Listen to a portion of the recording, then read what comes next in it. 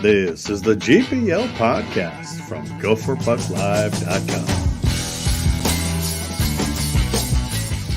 And Eric, on the flip side, I bet you just love those defensive games. I mean, yeah, if I'm playing, well, I was the same as you, Jupe. I fell asleep on Saturday. Oh boy, Jupe making mistakes. I love it. And so I had to train for this marathon. Make sure you stay awake for the game tomorrow, Jupe. Wait a second. Hair game on GPL. Just at least you guys got stylist. Mote. Now, here's Jupiter and Vigo.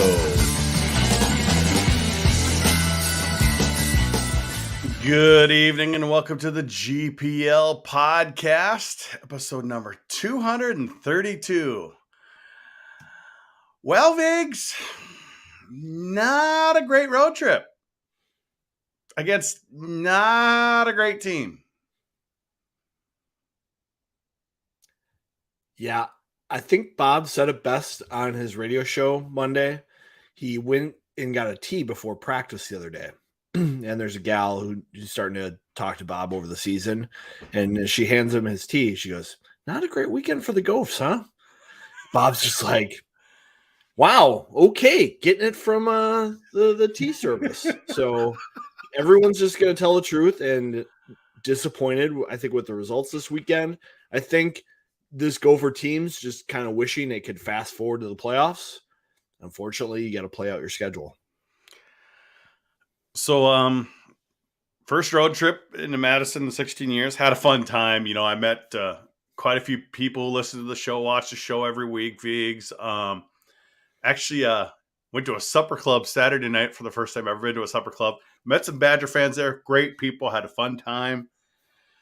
So that part of the weekend, great. Friday night, they were getting outshot. Something was it almost close? It was really bad. And then 21-3. Yes. And then Cooley scores what I would call a bad goal. I mean, he just kind of turned around, threw it on the, and it went, I think it went 5-hole. And gosh, Mo gets pulled again. It was 3 games in a row that a Badger goal had gotten pulled. You know, just this year. I think they probably got pulled last year, too, in that series at Mariucci. Completely outplayed that first period, but the Badger offense was so bad. Yes, Close made some great saves. But to come out of that first period down 1-0 was pretty disheartening for the Badgers. It's got to be deflating because they got a lot of pucks to the net. Close made just a terrific push across and made a great glove save kind of midway through the period. I think like 12 minutes, something like that. And that was a great save by him. I think a lot of the other ones were your traditional Justin Close saves where he's calm, he's square, he's in position, and there's just not much to shoot at. And for all the possession that Wisconsin had and all the power play time that they had, I didn't really think they had as many dangerous shots. Yes. As you'd expect. And that kind of speaks to what we've been talking about with Wisconsin is they're having a hard time scoring goals. Maybe they don't have the right kind of talent mix right now in their roster. You know, Lucius looks pretty dangerous moving the puck from time to time. I thought he looked really smooth out there handling the puck, but still with all that possession, you need more dangerous chances. So obviously after that first period, they did pick it up. They did play much better after that first period. Win the game, I believe, was 4-1. Got a good result after playing not great. Saturday night, different deal, Viggs. They do get on the board first. They play better. Shots are way down for the Badgers. And then they got 1, and then they got 2, and then they got 3, and that was it. They couldn't come back. The Gophers had a goal called back, which they never announced in the arena what was happening. You know, when I'm watching a game like that, I tend to not notice things at all, Viggs. But I tell you, as soon as he came off the bench and grabbed that puck, I'm like, wait a minute, did he make it back to the bench? It was so weird. I just happened to notice that time. And then the review came, and people around me, they had no idea. I go, I think it's for too many men. And certainly it was. And that kind of killed it, really, Viggs. Granado made a great call by having that reviewed. I never saw the review. I don't really know how accurate it was. I know Moscow didn't like the call, but it was a smart play by Granado. He got things back under control, and they ended up winning. Well, I think it was a risky call by Granado because he knows that this game could slip away from them if that goal stands. And so he's, trying to pull a magic trick out of the hat with that one. And, the too many men on the ice is a tricky thing. Like we've seen Michigan, Penn State, Ohio State get goals against Minnesota where it looked a lot worse than what you could see from this one with Kurth. I have always thought that too many men is called when, you are at the circle and someone jumps right into the play. But when you've got a stick length to the bench and somebody jumps on, usually you're okay there. And it seemed like they called that usually one. You are, but when you touch the puck is when when the guy coming on and off and you play the puck, that's where the referees are a lot more stringent. But we've seen those goals go against Minnesota in those situations. And it's difficult, I think, for Bob to see that inconsistency with the calls because it was a point across all sports. It's just weird. You can't. They're different people. They're human each time. They're gonna make a judgment call.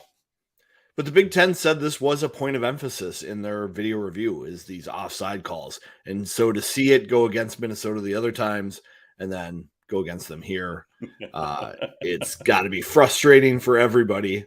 Yes. But I thought Wisconsin got really good goaltending on Saturday, and Minnesota for the first time in many games. Yeah, and Minnesota is maybe not quite as on fire with their shots and picking corners and things like that. Some of the goals against on Saturday, I attribute a little bit to shift length and getting caught out there a little bit long and not being able to be on the right side of the puck. And one time it was the Nelson line getting caught out there. One time it was the Cooley line. So those are things that Minnesota really needs to pay attention to as they get into this playoff stretch here, if they really want to make a title run. The stripe out for the Badgers did not work out so well. I did get a nice little puck out of it right here, advertising the stripe out on Friday. Crowd was much better Saturday. It's still looking pretty ugly there in Madison, Viggs. People around me there. I was telling them I was just so disappointed. I haven't been here in so long. It just didn't feel like a hostile environment to me, which I love going to. And you remember like going to the old deck back in the day, Viggs, when we were younger. It was so fun going to those hostile environments, and the Kohl Center just is not that right now.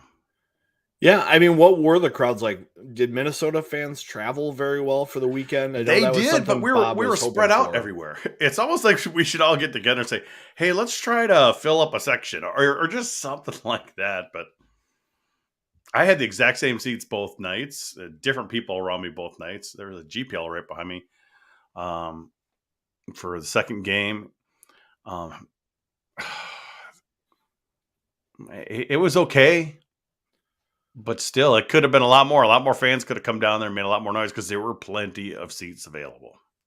What about the student section? I mean, that used to be one of the big things about Wisconsin hockey is they had a really organized student section that was good with their cheers, not so much with their hockey knowledge. They were organized still, but there just wasn't many of them. Okay. They did open up the 300 section for game 2. I have no idea why, because maybe 100 people up there spread out. Mm-hmm. Why bother? And it's not like the tickets are all that cheap. The tickets are fairly cheap in the first place. Everything's under $30 unless you're in a club seat or, suite or something like that. So it's not like they're expensive. So I got to think that Saturday game is frustrating for Granado. He's probably happy to get a win against Minnesota. Maybe the last time he gets to play them behind the bench of the Badgers. But it's when that team gives themselves away and shows that they can compete, they can battle, they can make physical plays, they can control shifts, when that's not something they've been able to do very consistently all year. And probably a sign that the time is running out on Tony. Definitely, because they've got quality wins. There are few wins they have are actually decent wins. I mean, they've beaten like all the top teams at least once. They beat Michigan, they beat Minnesota, they beat Ohio State and Penn State. Maybe I don't remember the exact thing, but their wins are not terrible wins. Yeah, I know we talk about a bad loss in the pairwise can really kill you. Yes. The Badgers aren't really a bad team in the pairwise. They're kind of in the, I think around 30, something like that. So even though they dropped the game, Minnesota stays number 1 in the pairwise, which is what matters heading into the postseason, even though they dropped in the poll. So I don't think it's really a terrible loss for Minnesota. It's frustrating, I think, and disappointing, but there is enough talent on Wisconsin's team where they have been able to beat good teams. Saturday night at the game, the biggest concern I had is when Hughlin got checked into the boards, looked like the play stopped. He got down, his shoulder was really low, and I'm like, oh boy, here we go. Keep an eye out for him. He came back 5 minutes later and played. I don't even know what happened to our boys, Chesley and Faber. Somebody said Faber had a hit in the middle of the second period, came back out for a couple more shifts, didn't play for the third. No clue what happened to Chesley. I didn't even know he was hurt until Jess Myers was tweeting about it today. Losing 2 defensemen's not good, Viggs, and I thought we were losing a forward that night. Yeah, well, Hughlin did skate today, so I think the prognosis for him is pretty good. And when we asked about injury issues, Bob didn't mention anything with him, so hopefully he's going to be fine for this weekend. Losing Faber is a big deal, and it doesn't sound like it's going to be a long-term thing. We saw Russo tweet that he'll be back in time for the Wild to sign him. It sounds like, according to Bob, it's week to week, so he could be back sooner than later.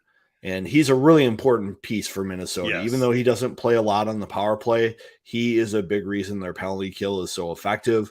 And he's a big reason why Minnesota doesn't hardly ever get trapped in their own end.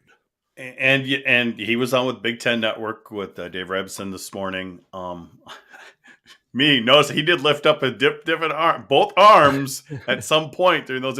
So it can't be super bad. I mean, if it was like completely bad shoulder, whatever it is, upper body, he used one arm or something like that. So I did notice he used 2 arms. That encouraged me, Viggs. Yeah, or he'd have his arm immobilized or something like that if it was really serious. So I don't think this is going to be a long-term issue for him.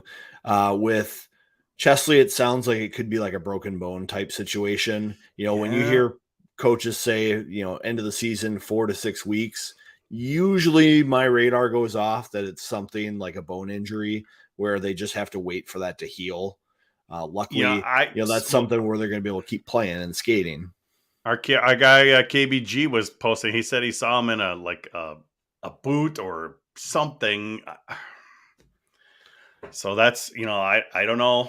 Maybe something with his leg. It's not good. I don't know. Do we know what happened on that? It's an upper body injury when he went into the boards. So upper, yeah. Maybe I don't know. I don't KBG, I don't know what you're posting there. Yeah, it's a brace. He's got a brace on there to protect it. So I see. Okay, a brace. Maybe that just wasn't paying attention, which is like obviously. Losing to the Badgers Saturday night, not good. They could have clinched, Viggs. Michigan ended up getting 2 points. Magic number now down to 2.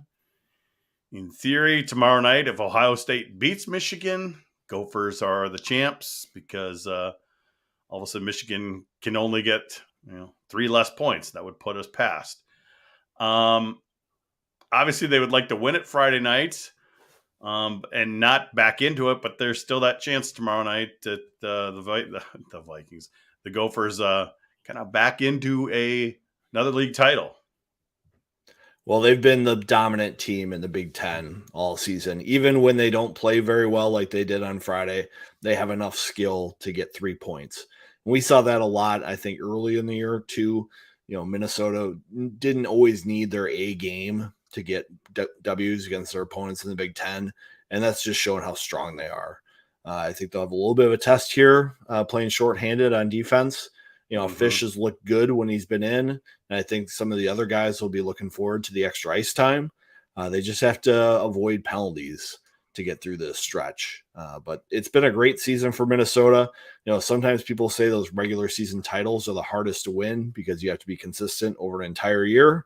And so it's banner season for them. I think they'll get it at some point. But I have no doubt about that at all. They'll actually having that extra week off, with some guys banged up like Faber and Chesley, and maybe even, like you said, Hughlin could help them. Moscow did mention today that Stoddard's taking a red shirt, so they're definitely not going to dress him. Fish will be in this weekend. They'll play 6D in all likelihood. Mm-hmm. Yeah. Yep, I would think so. And we also saw Charlie Strobel in practice taking reps at D just a little bit for practice. I don't know if he's their emergency option if something were to happen and they needed a defenseman, but he took some reps there during practice. So I think they'll be just fine. Jackson Lacombe will probably be looking forward to the extra ice time the next couple of days because they've been pretty good at keeping the ice time low for a lot of their guys. So this is a weekend where he could probably get a little bit more and be just fine. So obviously they lost Saturday night. Didn't take as big a hit in the pairwise as I thought you said, just because, like you mentioned, Viggs, we all say the Badgers stink this year, but their pairwise is not as bad as it could be. I mean, you see teams that have a lot more wins that are a lot lower than the Badgers. So that's a good thing. They're still number one in the pairwise. I think what's the percentage? They're going to be like 75% chance of getting that number one overall seed right now. So things are still looking good. The number one seed is close to a lock right now. So that's good as well. They just need to start getting it together, Viggs.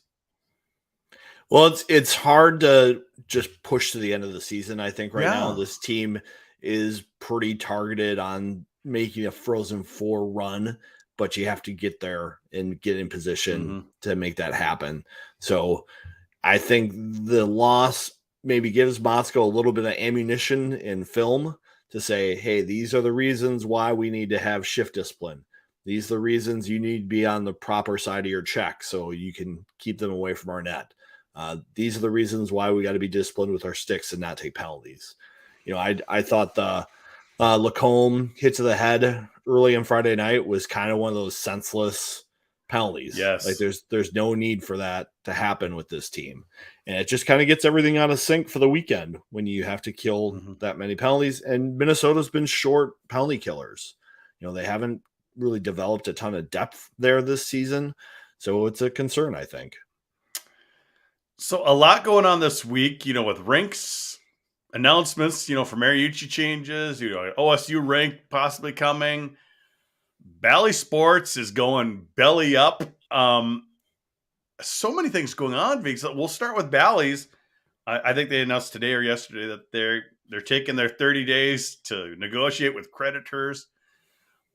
It's not looking good for the Bally networks. It's not going to affect anything this season. I actually think the Gophers Bally stuff is done this year. But it's going to be interesting in the coming months. The Wild will be fine. Maybe the Twins will be fine. But boy, it's a great talker because, gosh, anytime you mess with Gopher hockey on TV, Viggs, it is a talker. The people love to talk about it. All the Twitters and Facebook posts out there. I think Bally's screwed up by obviously paying too much for the regional networks to begin with, and then not. They took on $8 billion in debt with it, right? And not being able to capitalize on the streaming part of it. I think if they would have taken it to that quicker, they would have been able to survive even with overpaying for the networks. But it was just so difficult to find streaming options for Bally's that I think they lost their potential there, and people got stubborn after that. And once you lose a major distribution, it's usually not coming back. They lost Dish, they lost Hulu, they lost YouTube. And yes, those two are streaming options, but those are still big options, especially with the way people are moving these days with disconnecting from those larger things like a Dish, DirecTV, that type of thing. And then it just kept spiraling down for them, Viggs. Well, and I think once you lose a customer, it's really hard to get them back. As the Gophers have found. They've moved on. Yes. We're seeing that a little bit with Gopher basketball right now as that barn is looking pretty empty. Everybody's found other things to do. So challenging times, I think, for Valley Sports North. Luckily for the Gophers, they play in the Big Ten and they have their own network. They do, and they have their own streaming, so it might not all be on the big network, but I think more people might be using the BTN Plus package next year. What do you think, Viggs? Yeah, I think so too. It's a great way to watch Gopher hockey. You know, they do have the one game coming up here on ESPNU as ESPN kind of preps their teams for doing the NCAA playoffs, but it'll be nice to see them on Big Ten here down the stretch. Clay Matvick will be calling those games, that game for ESPNU. Boy, we had some back and forth with Nate a little bit tonight. OSU is going to build a brand new rink. Yes. Women's only facility, men's practice facility. How dumb can they be, Vigo? Come on. I mean, like you saw Jess post about it too. This is just, it doesn't get any dumber. They've got such a bad situation at the Shot with atmosphere for their hockey team. And you see how big of an advantage it is for someone like Penn State to have Pagula and have a smaller venue that's packed and has atmosphere. I think it totally changes the talking points for your program. And for Ohio State to spend as much money as I think that they're going to be spending on this project and not make it a 4,000 or 5,000 seat arena is a huge mistake, I think. Now, there is still time for them to figure this out. The Regents meeting tomorrow is just approving, I think, like $2.7 million to do the design and the architectural plans and figure out what they want to do. So I don't think it's final that they're only going to do it this way with a small seating for the women's team and just practice for the men. But I think if they don't change their minds and make it a bigger building, it's going to be a huge mistake for them. And we'll have Paul Capinigri on next week. And he is a huge proponent of a new arena, especially for the women. But the way they're going about this is just stupid. And hopefully we get some good sound bites out of him next week, because I'm guessing he'll be just as frustrated as we are, because it's not the school we follow, not anything, but it's good for college hockey, Viggs. It would be great for the Big Ten to have another good building for people to see hockey in and support their program. And I do think with Tony Granato probably being at the end of his rope in Wisconsin, if they don't do this right, Steve Rowlick is instantly a top candidate to go somewhere else. You know, to Madison. To be as patient as he's been so long, you know, I would hire him in a second for a job. On the flip side, the university announced the seating changes and the rink size changes this week. They didn't get into details, but we've been hearing a lot about this stuff for a while. If you're a season ticket holder, you can they're starting to do the selection process. The rows are going to be changing numbers, because since they're adding 2 rows on the sides going down, like your first row maybe on the end, where quite a few of the guys in the chat sit, instead of being in row 1 and row 2, they'll be in row 3 and row 4 instead, because they want to keep the rows lined up. So row numbers are going to change, more seats going to come in. So it's just kind of the start, Viggs. They're starting, we know from Craig Floyd, they're starting right after the Big Ten championship potential game. Well, I still love this. Unless you're on the Facebook site for the University of Minnesota, because I've been reading that, and there is just a lot of stupid people there. I'm sorry. I'm just going to say it, because they're shrinking the rink. What are they doing this for? I'm like, please talk, because I'll just get frustrated with those people. Well, I mean, it's an opportune time to do it, because they have to change it out because of the refrigeration changes that have been made, and they have to get away from the R22 because it's such a limited commodity now. Correct. And so I think this has been told to player after player for like the last 15 years that eventually they're going to do this at Mariucci. We famously had Jack Ramsey say when he was a recruit, they said they were going to shrink the rink. Well, they're finally going to get it done. And I think it's going to be helpful for Minnesota. Now, the next step for Minnesota to have the excuses get ticked off for the tournament is they have to find 8 teams for the Big Ten. And then they can go in and they don't have bye weeks. They play in the NHL size rink, and they'll be ready for the NCAAs again. Because I hear some people say that because they play on the big ice, when they transition to the postseason, it can be a challenge. And Sportsnut 198 saying, I believe Ritter's getting done as well. Yes, they have the same type of refrigerator. I think they actually share systems. They will be sharing it they'll when they put this new system in, they'll kind of preset it up. They're going to keep Ice and Ritter over this summer. Correct. Yeah. While they do all the stuff with Mariucci. And then the next year they'll finish the work on Ritter. But they both have to be done because of the type of system that they currently are. So like I said, a lot of people are negative. They're like, oh, I love the uniqueness, blah, blah, blah. I hate, I love having an individual. And I keep thinking, I hear those people complaining, oh, it's a money grab. They just want more seats and more of those. That's the side thing, Viggs. The coaches, the players, the recruits have wanted this, like you said, 15, 20 years. Right. Because they know, because a lot of these high-end players, their goal is the National Hockey League, and playing on a huge-ass pond doesn't help them. It's just one more hurdle for them to have to overcome, and it's one recruiting disadvantage that they have to account for when they get out there and battle for guys. Who knows if this is playing a role in Yzerman and all the guys they have coming in, and this is actually happening, but it certainly doesn't hurt. Going down to 89 feet, so that's better than the original 92 I think they wanted, Viggs. The surface is only dropping 1 foot 4 inches, so it's not going down that much further, folks. People are concerned about the sight lines. The sight lines are staying the same. The angle is not changing. It just keeps going down. That's and the corners, I think, will be a little wonky. They're changing the radius from 20 to 22, which is better. I believe it won't quite be NHL. Correct. Yeah.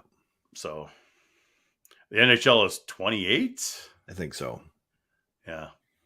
So they can't get to that, but it would have just been bigger, kind of weird gaps in the corners anyway. So the corners will be weird. The sides and ends will be just fine. Everybody relax. Though I do think, we've got our guy, Eric Brever, who sits right behind in row 1, which is now row 3. It gets lower, so they're up higher. The boards will be much lower for them, right on the glass. And because their seats aren't changing, just the surface is getting lower. So it's going to be fun, Viggs. Yeah, and they still are planning for a phase 2 at the rink where they change some seating arrangements so that they can do some fancier things like with on the ends, lounge areas and the ends, up high, like we saw at Arizona State. And you see a lot of NHL buildings now, and you might see some high tops and things around the arena. They want to fix the concourse a little bit more to modernize it. There's some other options they're pursuing, and that's longer term. And I think with Ohio State potentially getting updates, St. Thomas getting their new rink, Augustana coming into the mix, I think Minnesota is going to want to keep making changes and upgrades to Mariucci because, it's an old building now all of a sudden. 30 years old this fall. 30 years. 30 years old. So it was the popular thing to do back in the late 80s and early 90s when they were planning it. Probably not the best idea. Another thing I heard people complain, oh, the Olympic ice is so unique. I'm like, but for all the years before Mariucci, they weren't playing on Olympic ice, Viggs. Well, and I think the big argument for putting in the Olympic ice to produce Olympians has totally changed. You're even seeing the Olympic games being played on the NHL sheet because that's more exciting in the end. You see this 3-on-3 where it's a possession game. You watch big games on Olympic ice, it turns into more of a possession game instead of the exciting forechecking physical game that we see on the NHL size sheet. But changes are coming, folks. You might not like it. Embrace it. That's all I can say. Have fun with it. All right, Vigs, let's get into this weekend. Heading to Happy Valley, a.k.a. Hockey Valley, Pagula Arena, Penn State, blah, blah, blah. It's been a house of horrors early for Mr. Motzko's teams. It's been getting better. Got better last year. This year, I was watching Caponegri on BTN today this morning. He was saying that Penn State has only like 2 regulation wins in the calendar year so far. So Penn State is not doing all that great as they were earlier this season. So it's going to be an interesting weekend. Yeah, it should be. Penn State wants to play a real aggressive style. They want to fly guys out of the zone and they want to score goals. And I think the last couple of weeks, they've played Ohio State, Michigan, Notre Dame, Michigan State, and they haven't been able to get away from those teams and not able to have some of those high-scoring games. And they've been giving up plenty of goals. So it'll be interesting hockey to watch. Minnesota has played well in Pagula the last, I think, 2 years. Mm-hmm. That COVID year, Bob was really looking forward to getting his team out there to play them in the Big Ten tournament, and they were robbed of that chance. I think the biggest difference for Minnesota has been the defensemen. You look at when the Gophers were really struggling at Pagula, you had a lot of defensemen that weren't very confident on the back end under pressure. And you look at the defensemen that Minnesota will be bringing out there this weekend, it's a much better group. Even without Chesley and Faber, I think they're still having plenty of confident puck movers back there. I think Fish will be under a lot of pressure this weekend to perform after not being in the lineup very much, but I think there's more than enough talent back there to be just fine. I'm thinking one of those keys this weekend is not just the defenseman, it's the team defense, Vigs. We've seen maybe when they've done, I think about the game against some games against Notre Dame where they just kind of played smart, played lockdown defense on the defense side and on the forward side, playing smart, and they then it opened them up for those offensive opportunities by playing smarter defensively. I think that's going to be a real key this weekend, especially with how many pucks they like to get on net, with Penn State. Well, I think the biggest thing I'll be watching is the Gopher forwards in the offensive zone, how they handle a puck above the hash marks. It seems to me that Penn State puts a lot of pressure on forwards who get high in the zone and start turning towards the ice, and they'll see 2 players really pressuring there and then trying to get north in transition.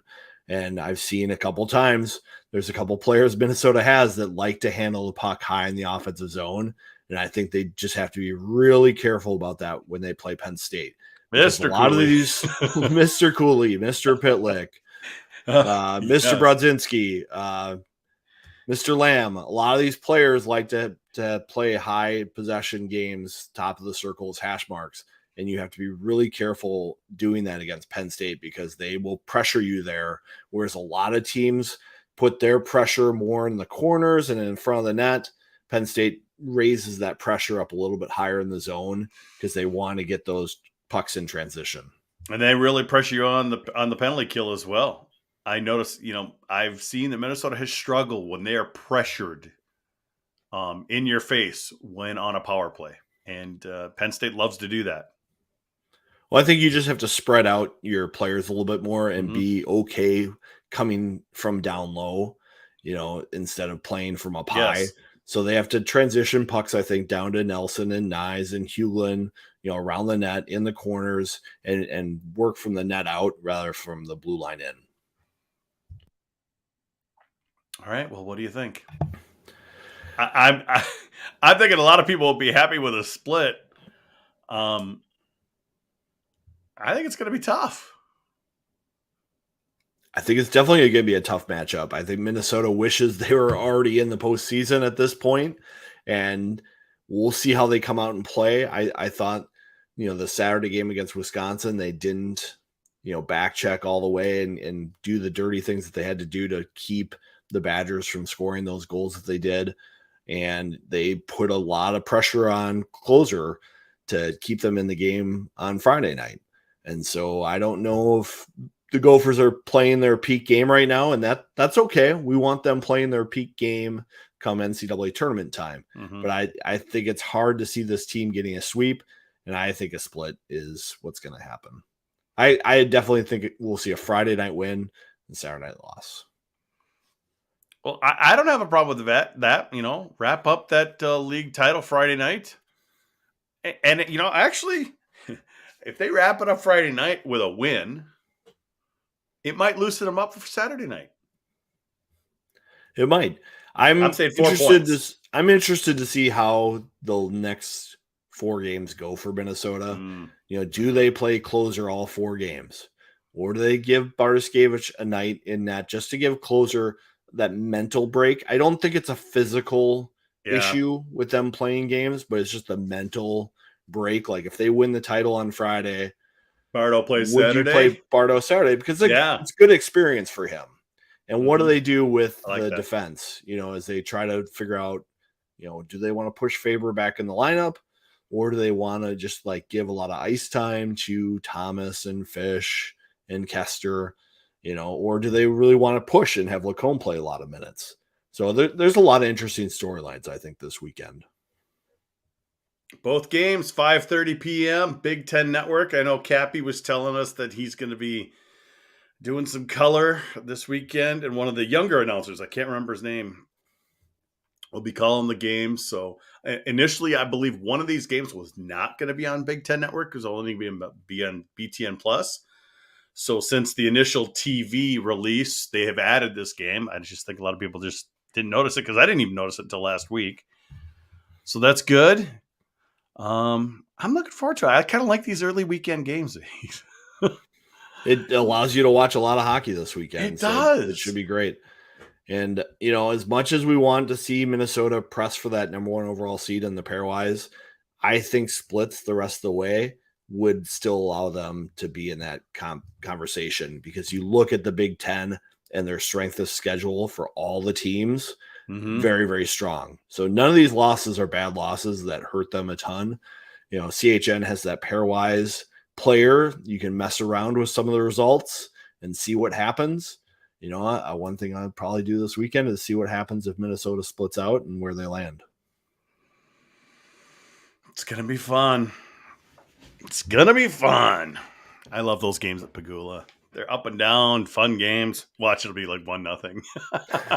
I mean, it very could well be that kind of situation too. Because if Minnesota plays real disciplined, I don't know if Penn State's going to get a lot of dominating shifts against Minnesota.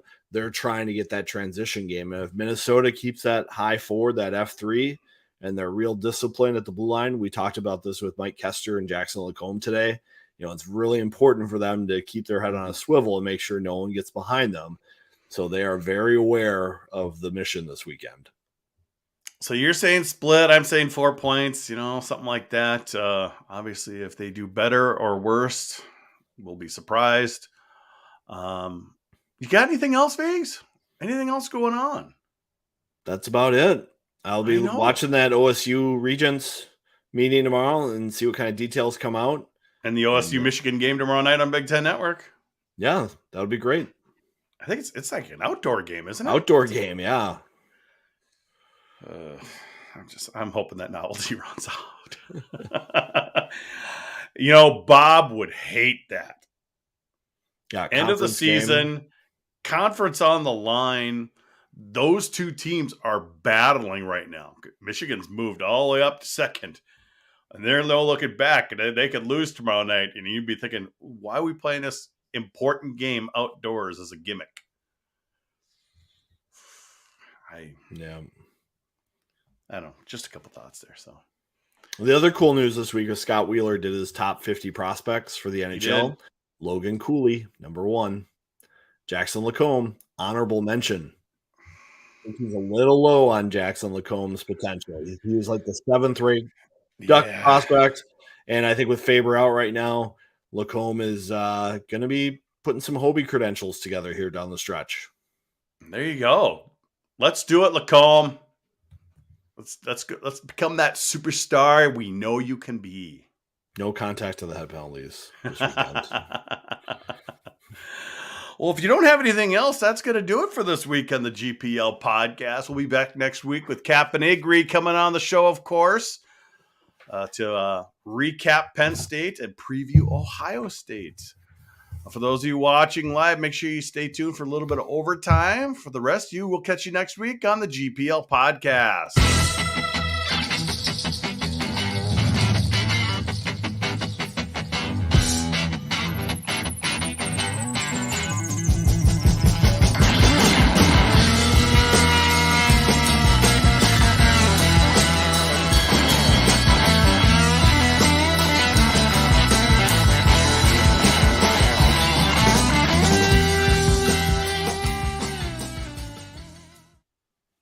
It's such a quiet pour, Viggs. I couldn't really hear it.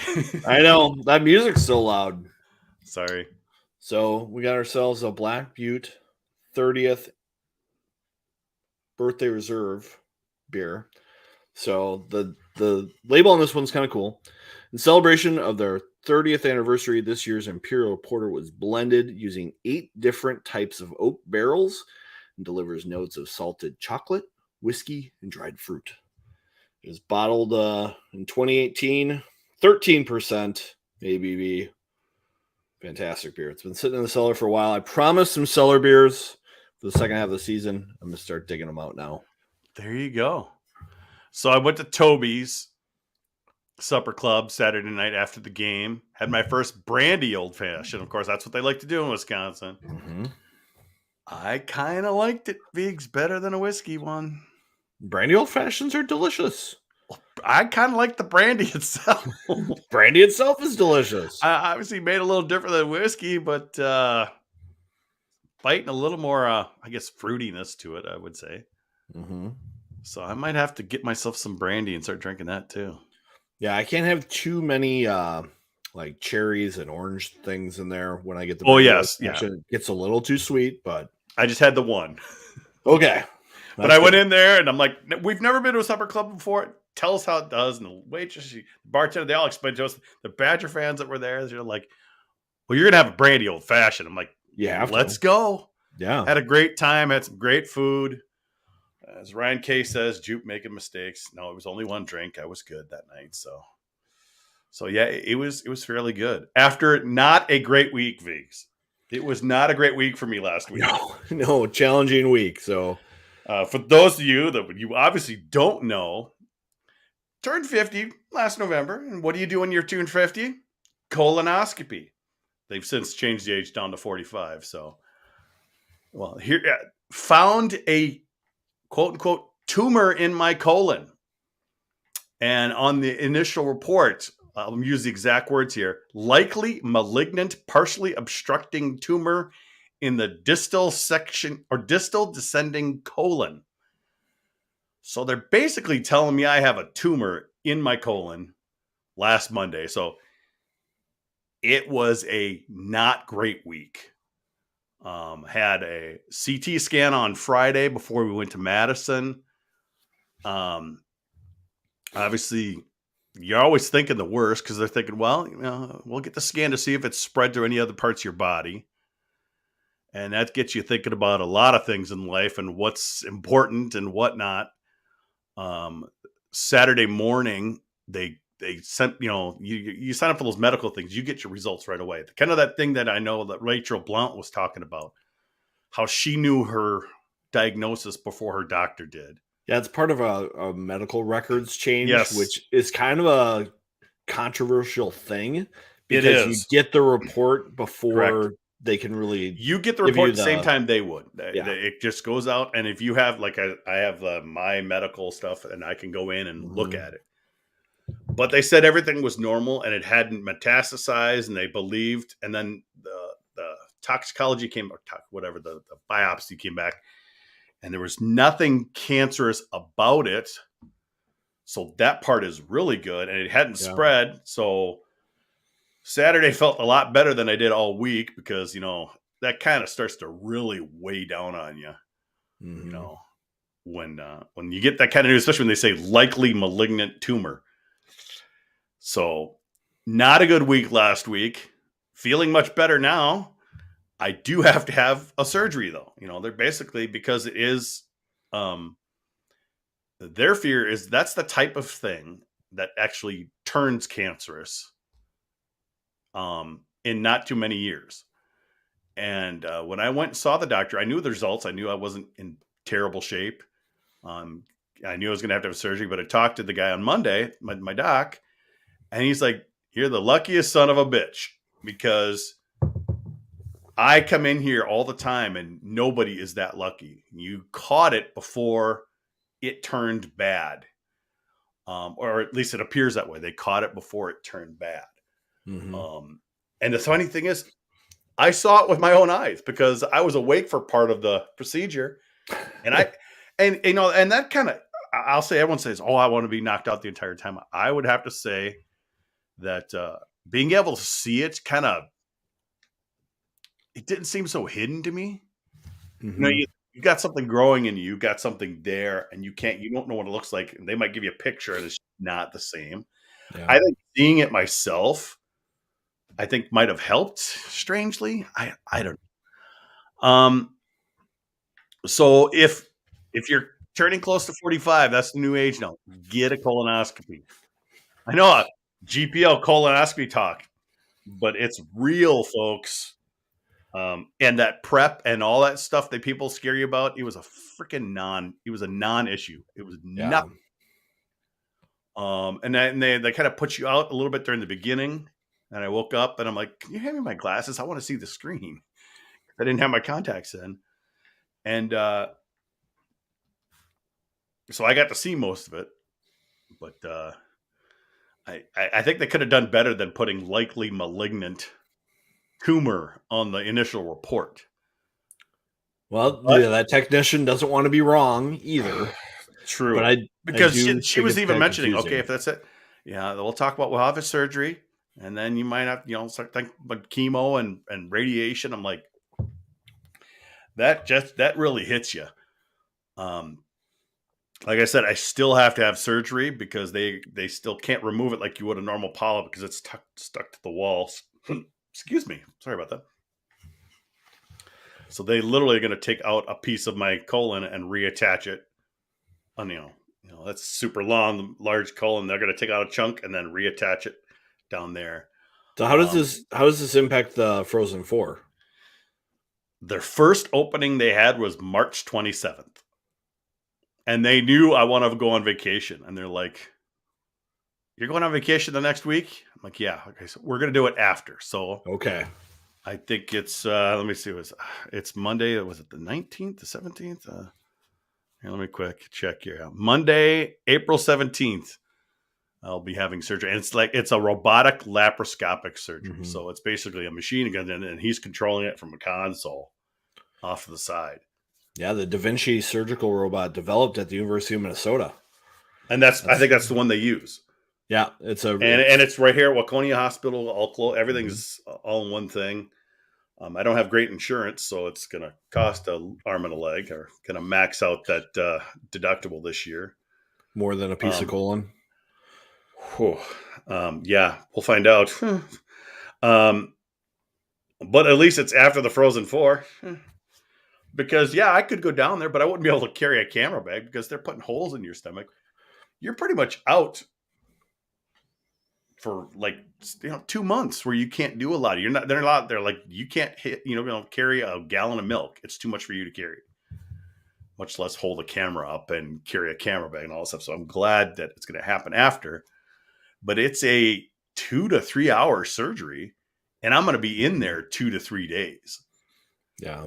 Because once they get you back up, they're going to get you up and moving around, but not to be gross about it, but they want to make sure it works first before you leave.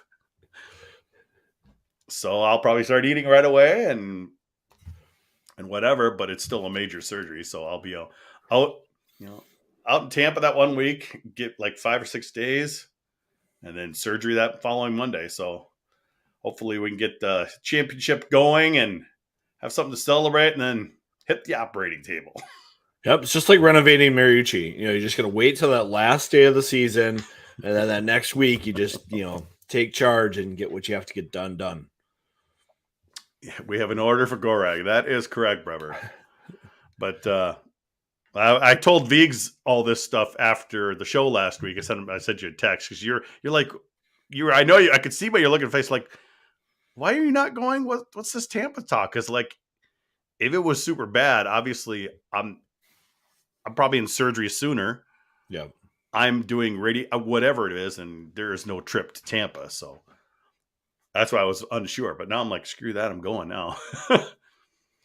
But he says this, you're a lucky son of a bitch, and your timing was, it would have been nice if we caught it sooner, but they literally changed the age from 50 down to 45 within the last year and a half or something like that, 2 years.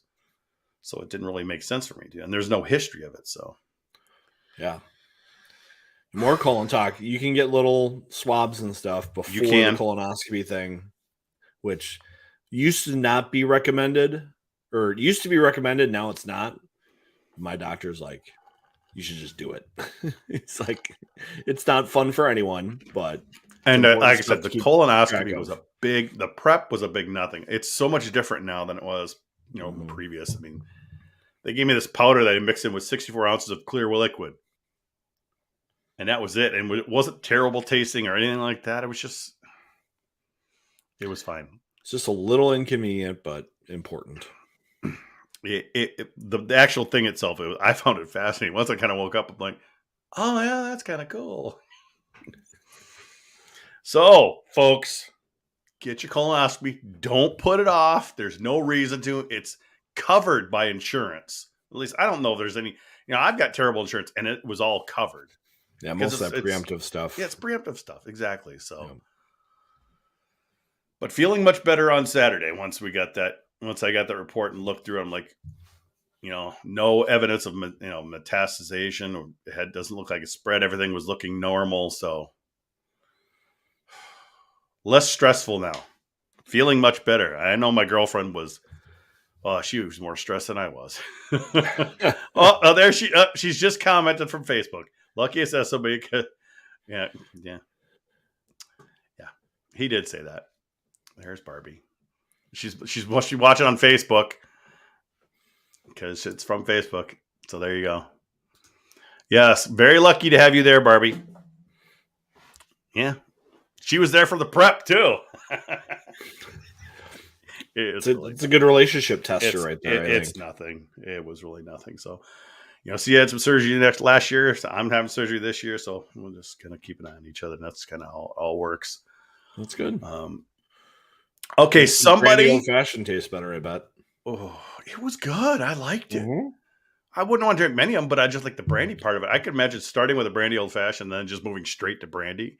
That's kind of your warm up.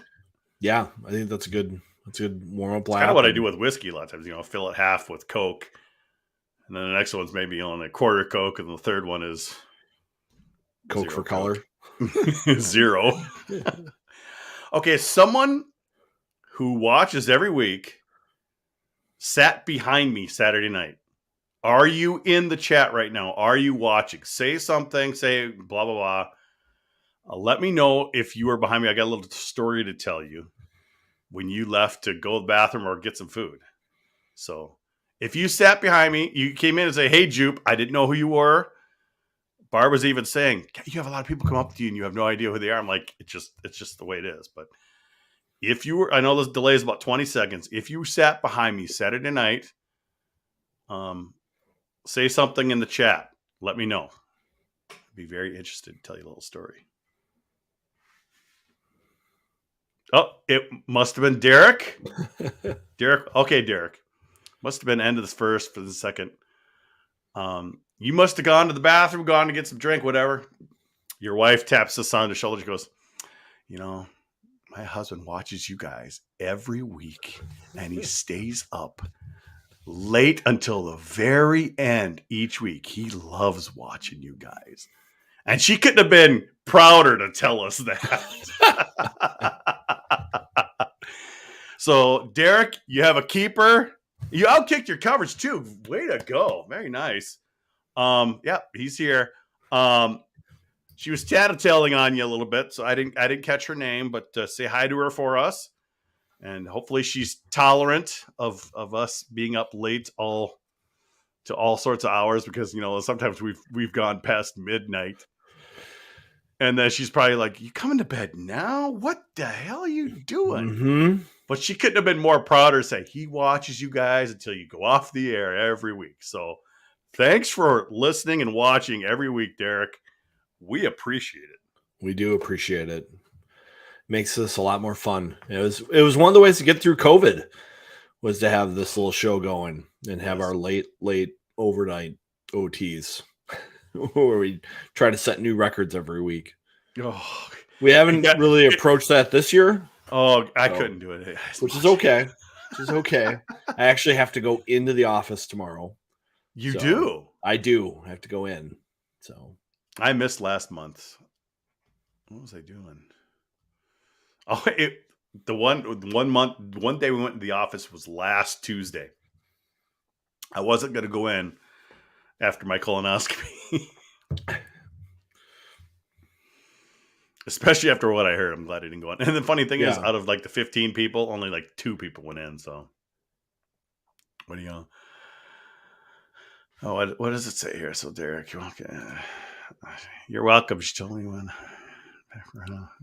I did good. Yeah, good job. There's nothing wrong without kicking your coverage. I would say it just proves how good your coverage unit is. That you're able to lock up a lovely Betty like that. You must be really good at some stuff, maybe you're a chef, maybe you're make them laugh. Thoughtful. Make them laugh. Maybe you always come through on Valentine's Day. Wait until Tampa Vegas. Oh boy. I'm still on the fence. I'm still trying to figure it out. Might just have to bite the bullet and pay the $1,000 and fly on down there and figure out a place to stay. This is looking like the year. Lot of coverage being applied to the Gophers this year. Matthew Nyes had the big feature in the Athletic today. We talked about how Toronto had some people there that last week and of the Michigan State series, and there was a writer from the Athletic there for a couple days, and they were going over to the Malcolm Yards for meals and over the Graduate Hotel for interviews and stuff. So good for Nyes to get some coverage. I think this has been an important year for him as a player to develop and just become a little bit more assertive and lead Cooley and Suggerud. Because last year, he's playing with Ben Myers. Ben Myers does all the hard work. And so I think being the one that now drives the line makes a big difference. This is why we're here. It's they send people. The Strip's been sending people. Yeah, Meg and Randy have been coming to pretty much most of the things lately. Yes. So. Whether their stuff gets where it gets put is a different story. Because I could hear Randy today on the Jess's video feed. So I don't know. Yeah, not very much drama today at availability. I think Jess was a little more cautious today. Well, he did ask about the arena, and Bob had no idea what he was talking about. And then he did ask Lacombe as well. You're going to be watching that Michigan Ohio State game, and he's like, "We worry about our own stuff. We don't worry." Yeah, which you know what? They watch it. I'm sure they do, because they're just like you and I. It's like it's not important for us, but we just like to put it on the TV and watch it. And yeah, they'll put it on. They'll probably be playing their Settlers of Catan board game and figuring out who's the cheater and have the game on. So, but I think it's kind of a foregone conclusion at this point that they're going to get that banner at some point. That would be good. Should have been last Saturday night. It would have been nice. Trophy wasn't there, but which I think just shows that Minnesota wants the Frozen Four. This is a nice thing to win, but it's not the priority. I still have last week's because Steve, we're not done yet. When I post a new podcast, it replaces the old one. Gotcha, Steve. Gotcha. Once I post this show at about, usually about 11:45, 11:50, midnight. Once I post it as a post, with the video and the audio, it then updates the portal automatically. Yeah, Civ. Exactly. That's how it is. That's all I got. We just got to follow up our Logan Cooley drama because we had the drop-in person last week. I did a little investigation after the show, and it seems like Logan Cooley was seeing some young lady, and it was not exclusive, and she was not happy with that. And she was getting after it on TikTok after Mr. Cooley, and then she later deleted it. But nothing. She deleted it not much after you sent it to me because you sent it to me. I looked at it and I remember going back to it and it was just gone. Yeah, so nothing to worry about there, everyone. That's just personal life drama that I'm sure is mostly drama for her and not for Logan. So yeah, I did put the video up on the portal page. I forgot to do that, but I've been busy. My mind's been all over the place the past week. So it is what it is. But I don't think that drama influenced Cooley's game too much. He still looked competitive and feisty and putting goals in. And if anyone saw Instagram yesterday, every guy had a picture of them and their gal. Oh my gosh, yeah. Faber, Hughes, all the guys, they all had the photos of them and their gal on Instagram. They they posted a year, but they got those posts of them and their girlfriends yesterday. Got to get that up there. I hope you guys have been liking some of those short videos I've been putting together. I've been getting some good feedback on that, and I'll try to keep doing that when I'm just laying around the house. Yeah, they're sharp. Nice little editing job. They're fun, as long as I keep. You get a little tutorial on those on how to do the editing.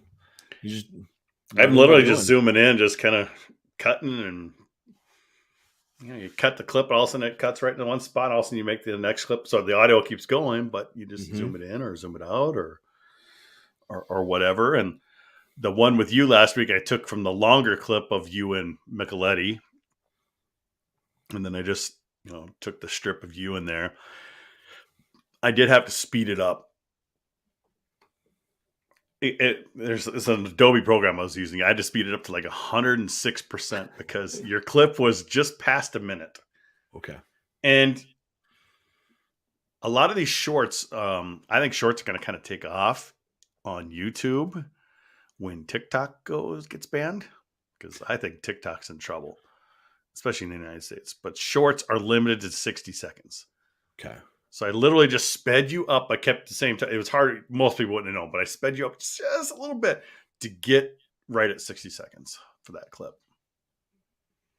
Okay, I'm working really hard on keeping my thoughts to a minute, so I'll try to speed that up in the future. Well, when we do if you just put it on YouTube or not YouTube, Twitter, it's 2 minutes and 20 seconds is your maximum length. So I try to keep those short. That's why I could put the whole clip with you and Pat talking.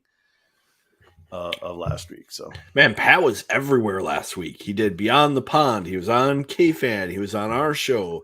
He was on College Hockey News' podcast. He was on something else. He was with Big Ten Studios. He was doing clips for them. He's getting excited. Man of the people. He is everywhere. He is everywhere. Yeah, let me see. So after the game on Friday, we went to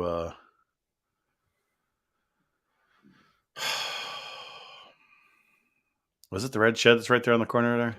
I think so. Yeah, we went there. Red Shed's the famous place. Yeah, we went there. Didn't even know it that we were sitting next to Jim Johansson's family. And he had a final skate on this weekend. They didn't show it on TV, but they had a final skate. His brother came out with I think Jim's daughter, who was really young. Jim's passed away, but or a granddaughter or something like that. Didn't realize they were sitting right next to us the entire thing. That was kind of fun. And then, of course, Drew joined us. Drew joined Barb and I at the shed. Had a beer with us. We just kind of hanged out for an hour or so. Do you know what Drew ordered? Do you know what he had? Drew had a beer. And nitty gritty. That's right. Barb's right. It was the nitty gritty. It's not the shed. We went to the shed before the game on Friday. Yeah, that's why it's nice to have Barb listen because she corrects me when I'm wrong. Yeah, nitty gritty. Accurate. Okay. Yes, guess she's actually right. So it was nitty gritty Friday night.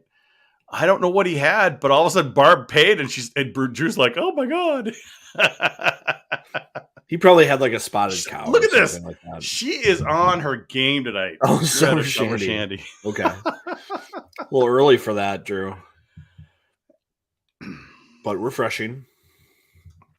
Yeah, it's it wasn't dark like that. And apparently the GPLers are the ones who got the red shed to open because it was closed. That's so weird. And you went in there, it was just them. But Bertoglia got us a couple of big Long Islands. So thanks to Bertoglia for paying for our drinks there. Awesome. So yeah, it was Friday night was good because you went in with a nice, decent buzz. Yeah. And I haven't done that in a long time. So is the town still pretty good for game night, or like even though the rink wasn't maybe great, is the town still? It wasn't, So we went to State Street first because our guy Rob Shield was there, and he was there with a bunch of alumni, Wisconsin alumni. And it was weird because Dean Talifas was there. And I think he was on the broadcast too Friday night. Okay. And Talifas was looking old. I didn't realize he was that old. He's sounding old. Yeah, he was. I'm like, whoa. And they had a bunch of Badger people there. So we just had dinner there. And then we went over to the shed and had a couple of beverages before we left. And Flag Guy was at the Red Shed. I hadn't seen Flag Guy in a lot. He hadn't been to Madison since the Kessel year. Wow. So he had been 17 years since there because I was 16. He had 17 years. And he had this long beard. He looked like Grizzly Adams. Oh, there's Drew. Summer shandies are always great. Hey, Drew, you be you. If you like something and it tastes good, you drink it any time of the year. It's fine. Just know I'll poke fun at you, but it's okay. Yeah. That's what we're all about here. Hockey guys. Beer snob. Yeah, beer snob. That's right. I am. I'm not going to, can't have beer of the week and not be a beer snob. And then Saturday, that's when we got up and it's like, Barb had been looking, what? She literally looked up before we came down. What's there to do in Madison? And I tweeted that out and I'm like, girl, what? She saw that there was a craft fair. Top of your list. We walked State Street. We did the whole State Street thing, walked down State Street, all the way to the Capitol. The Capitol's very cool, by the way. Yeah. If you can get in there, it's very beautiful. We were there for a little bit. But later on, we ran into some GPLers walking around the concourse. And I'd seen one of them before. Her name was Kim. Gray hair, big gray hair. It's great. I could tell she's walking towards us like she's going to say something. I'm like, you just know that look and someone's looking at you. First thing she goes, how's that craft fair go? And I'm like going, oh. We did not go to the craft fair. So, and we didn't really drink much that night either, like I said.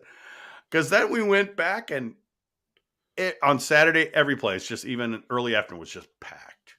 Mm-hmm. You walked in State Street. When we walked in State Street Friday night, there were seats all over the place, downstairs, upstairs. Saturday afternoon at like 2, packed, just packed. So many people walking around because it was a nice day. A lot of people had their dogs out there. We must have seen 100 different dogs. People all were out.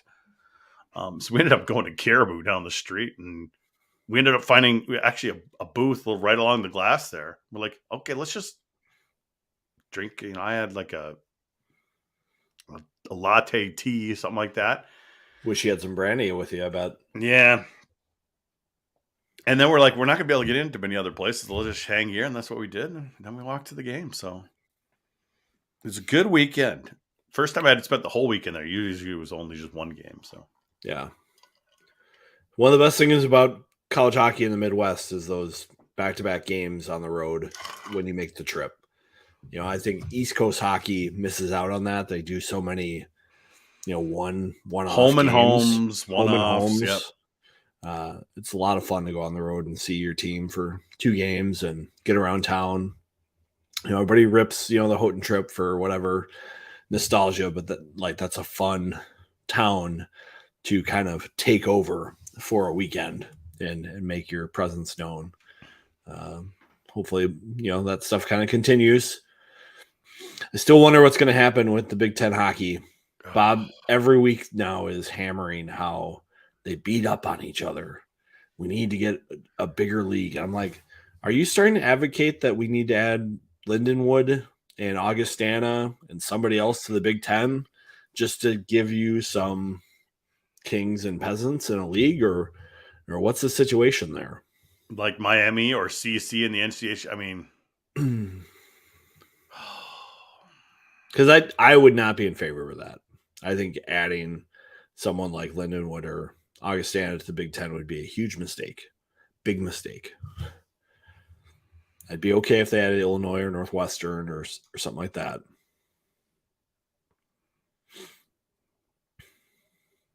Who knows? I think Eric answered his own question. I really think we're headed there with Josh Fenton moving to the Summit League. When leagues do this stuff, they plan out a couple years ahead. They don't just do these things on impulse. They're hiring Josh Fenton, and they're going to get the things in motion. And I would not be shocked if we see a Summit League form, and maybe we see another reorg of college hockey conferences. So who goes to the Summit then? So it's like Denver, North Dakota. Is it St. Thomas too? St. Thomas. I have to pull up my Summit. It's autofilling with the beer.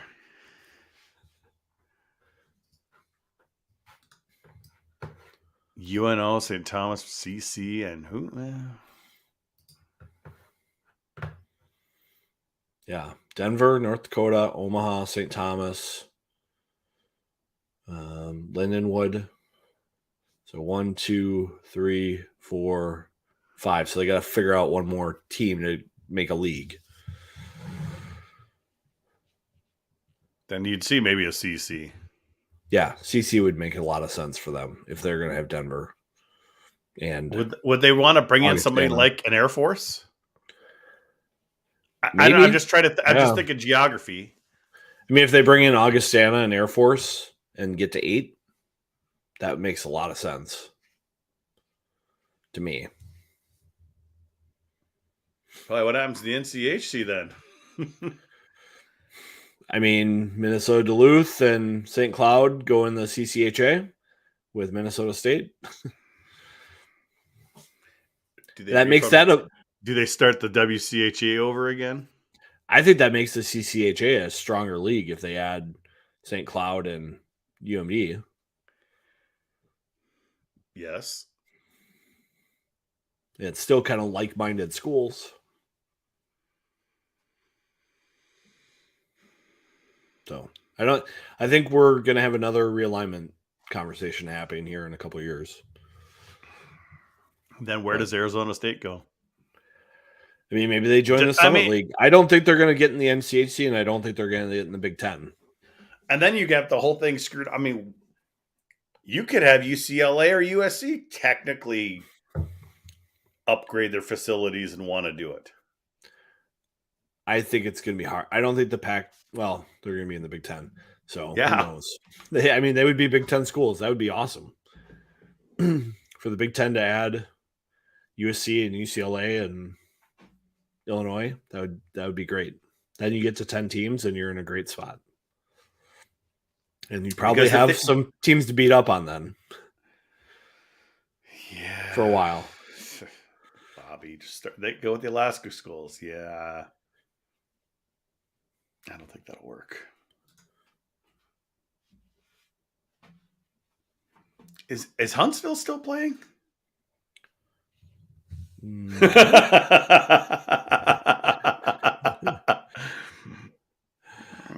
I do believe they are not. Or they are. Is this one of their years off? I don't remember. Just keep Wisconsin to beat up on. Yeah, but that's not going to happen. Alaska forever alone. Yeah, that's a problem. Well, I still think Alaska can survive based on the NCAA allowing teams to play extra games. Maybe a combined school to combine program, or it would only be one school, so I guess one of them shuts down. And well, Anchorage is in a tough spot, like with their rink situation and all that stuff. So, I mean, we heard Shearhorn talk about that pretty thoroughly when he was on with us. I think it was in the OT though.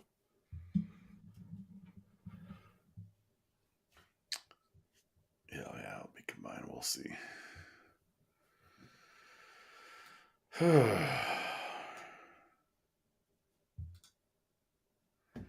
I had no idea about Chesley being hurt until Jess mentioned. I'm like, Chesley, what?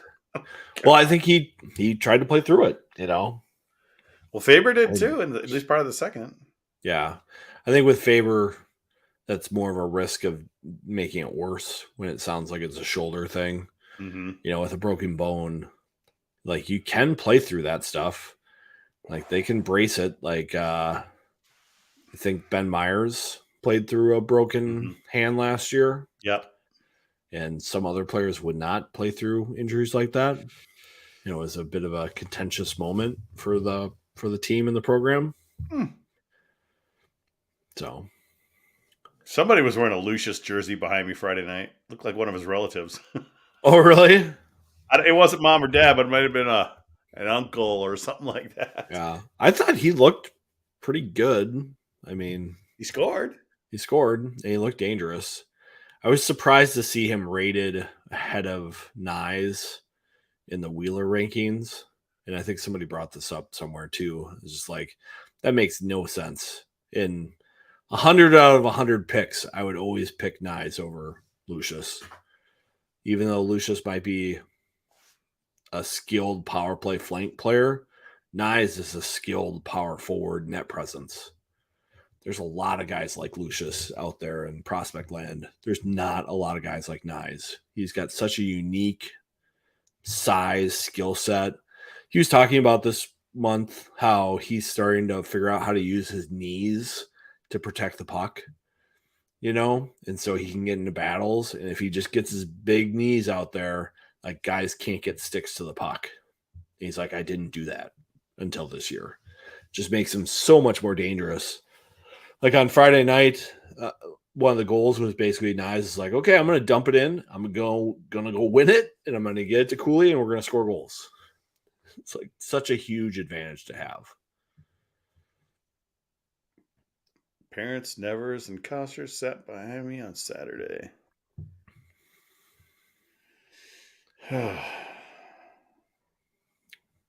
don't even know what most of the parents look like. I could walk past them all the time. I wouldn't even know it. You just got to introduce yourself. Just like I don't like bothering people. Yeah. I bother you. I don't want to bother them. Well, when they come up and say hi, it makes it a little easier too. So, I'm I'm always happy to chat. If people see me out there, feel free to you're not bothering me. I enjoy just introduce yourself, because Yep. we're not. I'd say your name like 15 times because I'm not going to remember it. And sometimes tweet at us. Mama Fish is awesome. Okay, I saw a lady wearing a Fish jersey at the game. That must have been Saturday.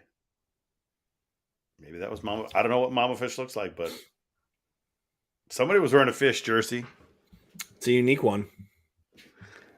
They had nice road jackets with numbers on the right shoulder. Okay, I don't know. I feel like I would be bothering them, so I don't like bothering them. Yeah. And they probably hate, coming to our site and reading what people saying about their kids. Oh, I hate my kid. I hate my kid. I'm like, no, we only hate Walker. That's the only one we ever hate. We didn't hate Walker at all. We wanted him to succeed. Trust me. I wanted him to show the same ability he showed his freshman year. Correct. He was pretty dynamic that year. So that was all I was hoping for there. And I'm happy that he's having a nice AHL season. He's scored more power play goals this year, I think, with the Iowa Wild than he scored in his entire career with the Gophers. So it's crazy. Good for him. And I got chirped. Damn right. And I got chirped this week about Tommy Novak signing a contract extension with the Nashville Predators. I mean, he's only 25? It's amazing. He'd still be playing if he went to Minnesota State.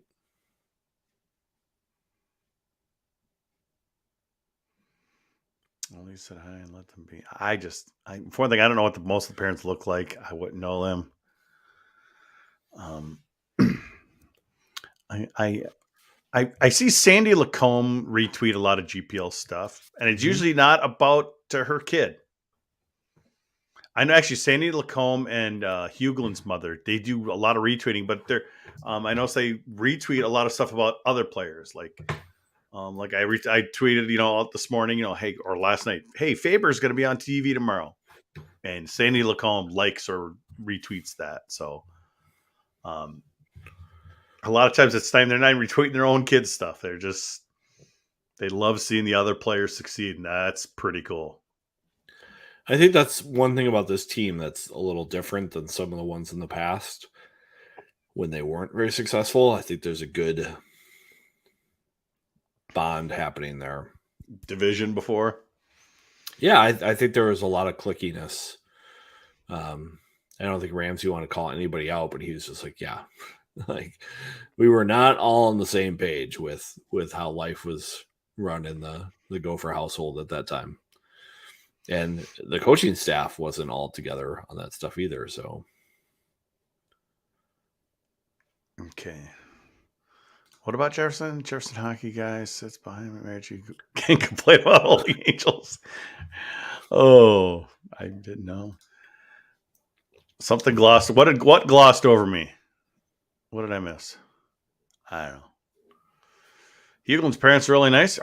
Like I said, she does. They're on Twitter, but Yep, Brenda likes a lot of our tweets. Brenda, that's her name. That's right. Yep. And Huglin's married, isn't he? Yeah, he's married. He's got a great roommate, apparently. That's what he said the other day. When he was going on the first road trip, he was talking about. It's like, well, I got to leave my roommate. She's pretty good, so that's going to be tough. And Jess, I think, said, was like, well, if you have a big weekend on the road, what does that mean for your relationship with your roommate? And he's like, it'll be fine.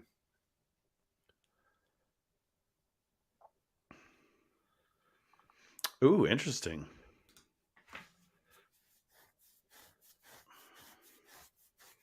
I would say no, Viggs, not yet. I almost feel like they were the best team in January, but they've regressed a little bit. Like, we haven't seen them play very well the last couple weekends. Just kind of thinking, like, when I thought they played pretty well against Michigan, even though the results didn't go all the right way. Michigan State, I thought they looked really ssharp. I think they got Michigan State's number too. Yes, for sure. So it's hard. This team is so focused on the postseason already that I think it's hard for them to be so sharp. Well, I think this is the time to start focusing on the postseason by finishing the regular season strong and just building right into the postseason, because they kind of need that built up. Because if they're successful,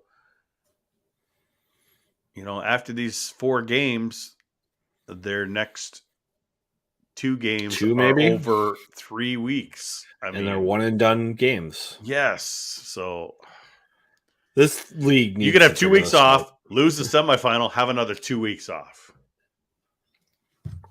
Yeah, like we were talking about the COVID year, Penn State could have had a situation where they played one game in 37 days before the NCAA tournament. Yep, and it would have been Minnesota coming to them too. Right. I mean, that would have been a horrible situation. Like the Big Ten needs to figure this out. And I know Bob is just like every week now he's talking about how they need at least 8 teams. And I think it just puts them, I know this is like excuse builder stuff. And I know there's a lot of, especially St. Cloud people who like to say Bob makes a lot of excuses, but like this is not ideal. It's not ideal to go into the playoffs with this kind of schedule. Because isn't it Michigan State that's closing the season on the bye this year? Yeah. And I know Minnesota had that too. And then the COVID year would have been Penn State, because Penn State finished this. You're right. Their last weekend was a bye. They won the league, so they had another bye. And then they would have had Minnesota come in for that one game. And then they would have been off another week. And that's exactly when COVID hit, or the cancellation of the seasons hit.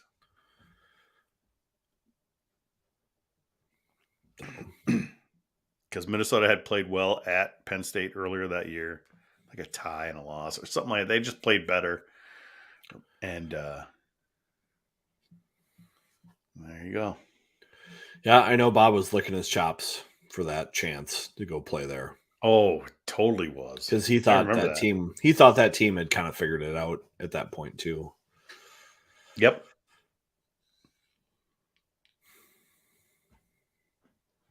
Because wasn't it the year before the Shee year and Notre Dame? Mm-hmm. Which was terrible way to end a season. Yeah, not good. That was Ramsey's last game, wasn't it? Ramsey and Shearhorn. Mm-hmm. Oh boy, tough way to go out. So should we have a show if they have the bye week, or would you rather have that off? We could do whatever we want. Yeah. Let's look at the calendar a little bit here. I have it on the schedule, but it's not. Doesn't mean so. So that would be. Let me see here. Yeah, that would be March 1st. 2 weeks from today. Yeah. I think that's a good day to have a show, because we can talk about the Big Ten tourney, and we can talk about scenarios. Doesn't bother me. Just throwing it out there, because then you got the 8th show before the Big Ten semifinal. You got the 15th before the Big Ten final. You got the 22nd, which would be the preview of the NCAA tournament. And then you've got the 29th, which would be either a recap of the NCAA tournament, Frozen Four show on the 5th, maybe, and the 12th. When, like you said last year, let's like, hey, if they get knocked out, we'll wait for everything to get wait done till the end of the season for that. So, which makes sense. Yeah. And yeah, if they don't happen to make the Frozen Four, I think we still should have a show. I'll be in Tampa. Come on. Yeah. I'm going to talk to Tim Bruley. I want to see if I can get. I want to see if he has the party that Wednesday night. That'd be fun. See if they've got a good internet connection at whatever hotel he does it at. Because that could be a crazy podcast. Yeah. See if we can get Jess drunk.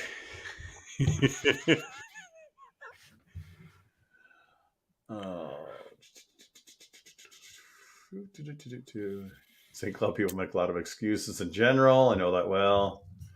Until you have to suck up to them and go to one of their games and wear St. Cloud apparel, Mr. Brever. Yeah, unbelievable. It's like we don't even know you. Oh, boy. No, things could be shaping up nice for the Gophers, though, media-wise. I think if the Wild keeps swooning like they're doing right now, could just be an open window to Gopher hockey. What happened with the Wild? I saw they're down 3-1 here in the third. Ugh. Yeah, I was watching it. We actually got to watch it tonight since the Valleys didn't have it on. Yeah, no blackout. Yeah, and of course that what was that 8:52 start, making a lot of people happy on Twitter. I mean, if I didn't have the podcast, I'd be fine with it. I had it up until you literally popped up on the screen. I had it on the computer just down below. Yep. And then once you joined in, I shut it off. I'm like, because the period had just ended. You conveniently came on right at the end of the period there, Viggs. I was doing other stuff. I'm giving you shit. That's what I do. It's okay. The Wild stink. It's sad. Yeah, well, that's just how it goes. Yeah, it's fun to watch Dan Myers and Twitter go at it about the Wild. What's he doing? I haven't been following him since he was Dan? let go. Yeah. Oh, I don't know. He's doing some stuff here and there. You know, he's still got horns up in his blood. Definitely. Do we think we're gonna see Mike Hastings be a candidate for the Wisconsin job? If you were Wisconsin, would you hire Mike Hastings? Wow. Why are you throwing that one out there? Yeah. I mean, it makes sense. He's probably the other top candidate for a Big Ten type job.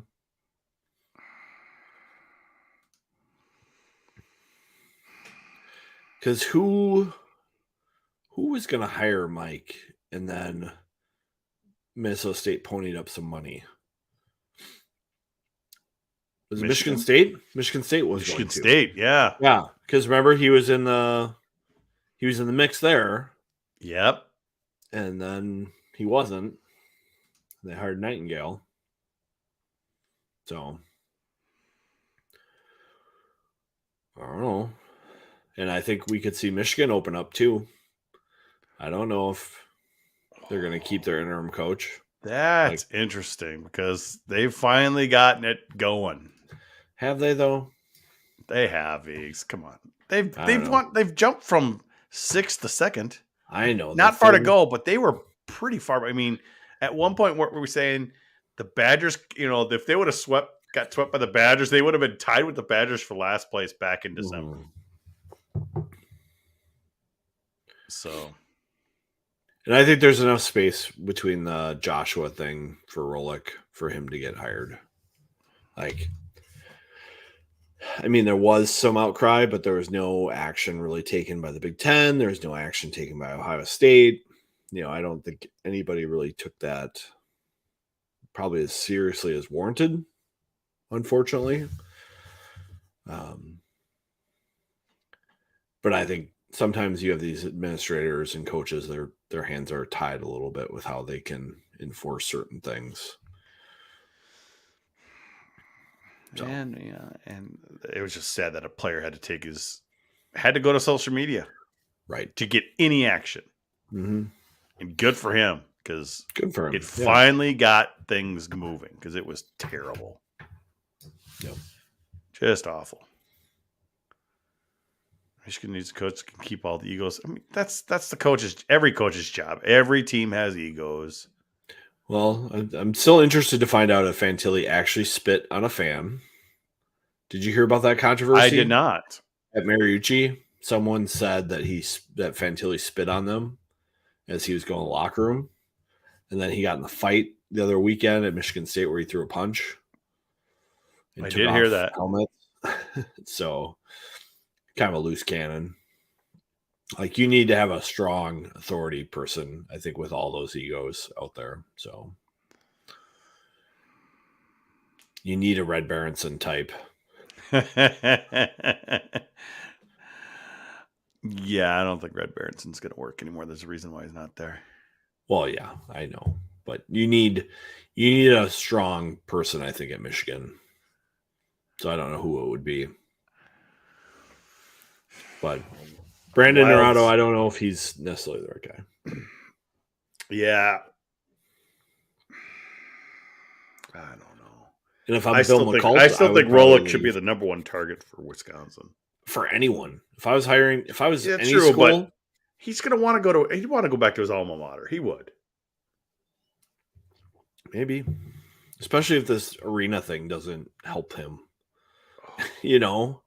This seems like such a missed Yeah, I opportunity. know, but the thing is, people are going to look because even Cappy was saying that in the bowels there, everything's really nice. They do a nice job. It's just the crowd.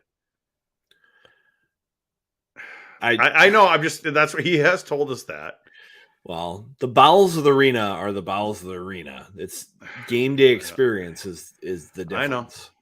I know.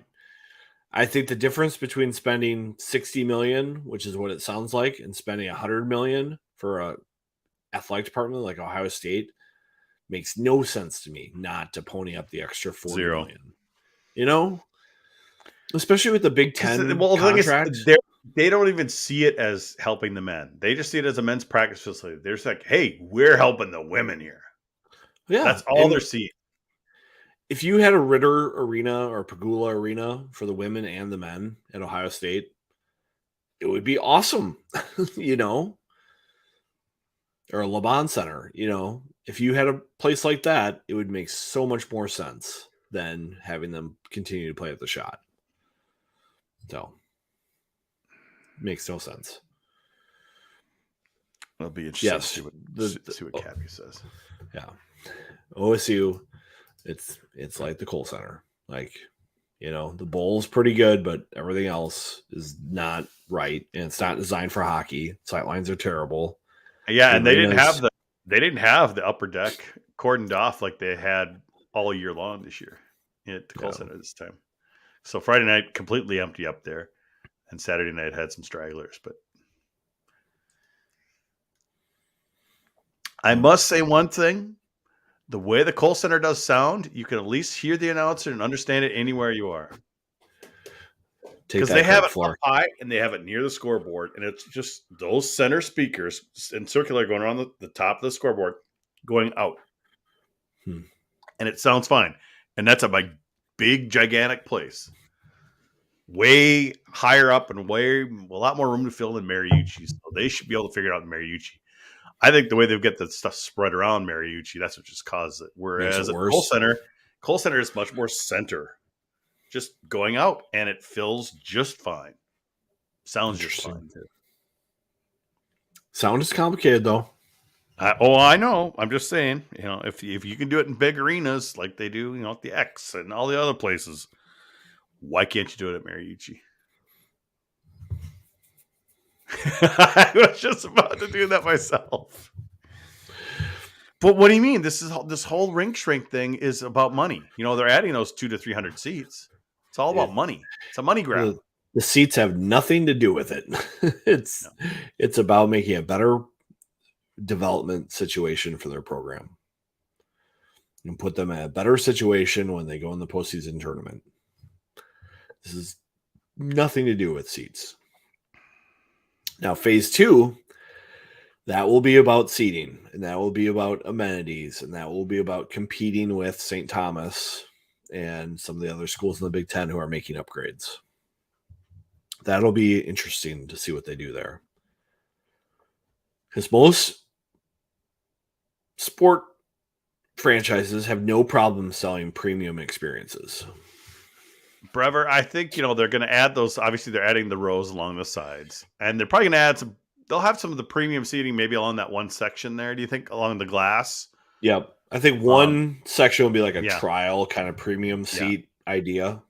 But the future stuff of taking away seats would be maybe up high on the ends, like way up behind you, Brever, like at the top.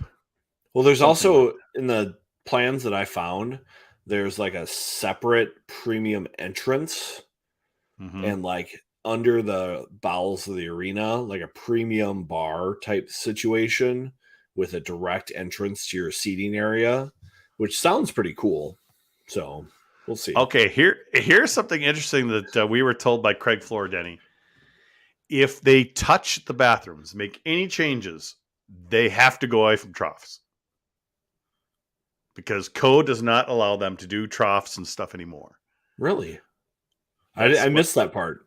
Yeah, that's what Craig Floor has told me. So if they make any changes in there, they have to go away from troughs and go to individuals. I can't tell if Denny is pro trough or anti trough. We lost you. Well, this is great. I'm pro bathroom troughs. I don't know. Old Met Center and me. I appreciate them. I liked when they poured ice into the trough back at the old Met Center days. Not sure what happened there or how I got kicked out. That was really weird. Craig Floor got in there. He's like, "Hey, can't talk about this stuff." I can understand why you want to keep the troughs because you get more people through there. Yeah, so maybe they can build new bathrooms and maybe do away with troughs for. I think they need to, because the big concessions, they're like the big things on one spot on both sides. Maybe if they separated them out a little bit so that then there's not just such a pack of people there. And they're also trying to figure out like that self-serve stuff. Yeah. Where you can just go in and check out yourself. I know they're trying to do that at Excel too. So that technology is coming.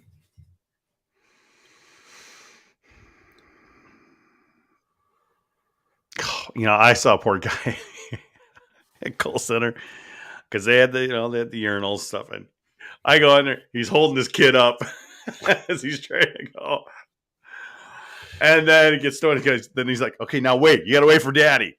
Yeah. And then he's trying to go, and the kid's like pulling our legs go. I'm like going, "Oh boy, being a parent." Those are the days. So yeah, they obviously, I've mentioned a couple of things, mess with the bathrooms, they have to change it. So they might not mess with the bathrooms.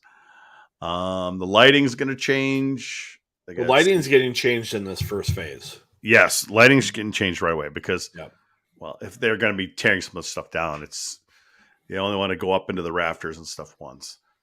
And they're not going to paint the ceiling black because it's too expensive. That would be expensive. But it's going to be bank lighting, some up high, some down a little lower facing, See, I was going to, when I clicked here and all of a sudden it kicked me out, I was going to go grab the PDF here.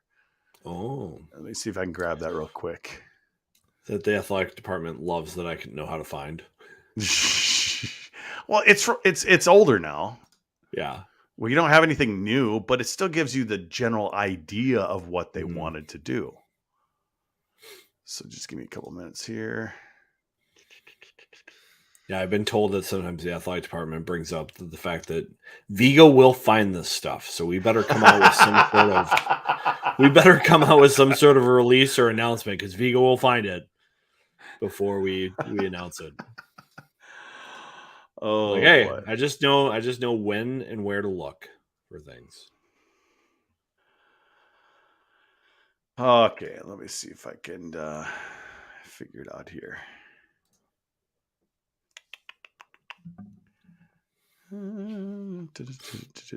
Wild are threatening. 3-2. Really? They pulled their goalie. About a minute and a half to go.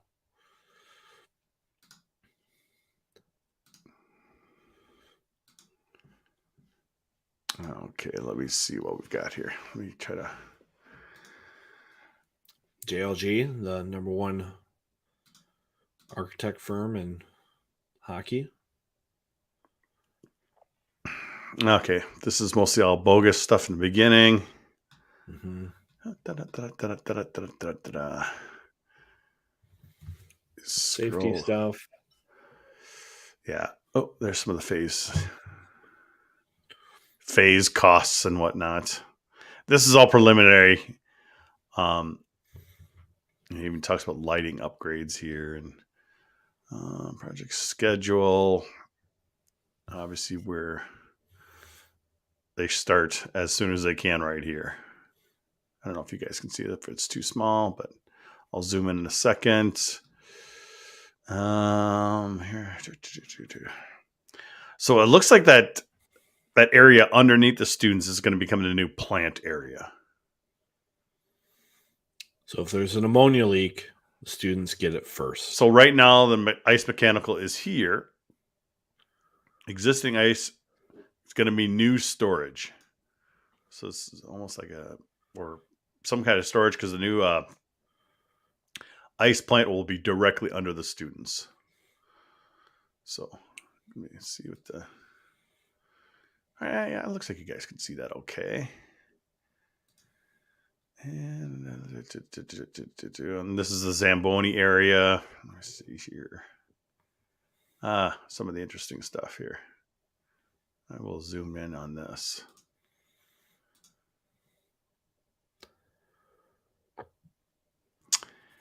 Here you can see here the corner radii changes from 20 to 22 feet, causing it to be a little goofy in some of these corners. And another key number here, I'll zoom in, is the width will be 89 feet. Oops. Right here, 89 feet. Yeah, and you can see on the Zamboni end, that's where they're going to try some premium seating type stuff there in the lower left. Yep.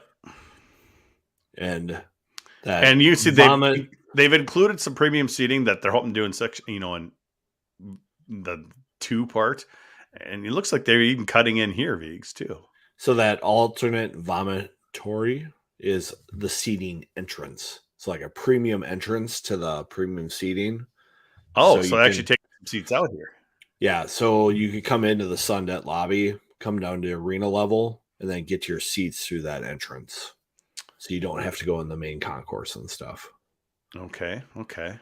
So I think part of the idea is that they might have like a bar or something in that area underneath the seats at some point. Is Craig losing his office again? Probably. Well, if you look at where that ice plant stuff is, like that's where staff currently have their offices under the ring too. Like if you see where that new ice mechanical, that's where a lot of their current arena staff office spaces. So, in here. So they're basically going to be trading places with the existing mechanical. Yeah, if that makes sense. Yeah, because I know. Yeah, there's quite a bit of stuff over here. Yeah, that's where that's where our buckets are. Our buckets are stored. For photographers, like in this section right here.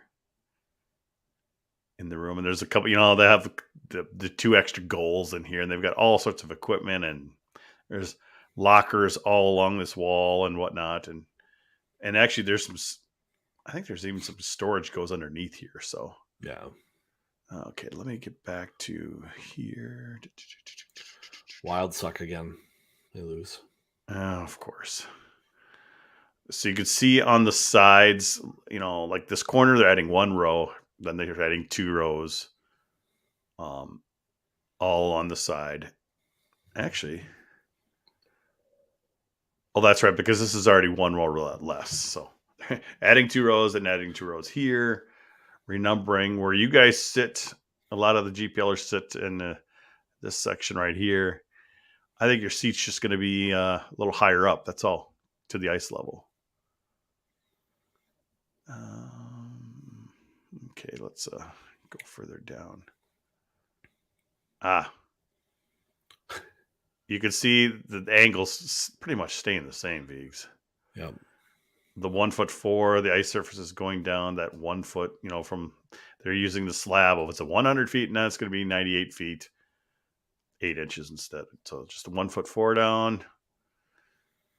They're talking about that player penalty box area, that whole path, or this would be behind the penalty box. Literally just 2 more rows and everything moves in.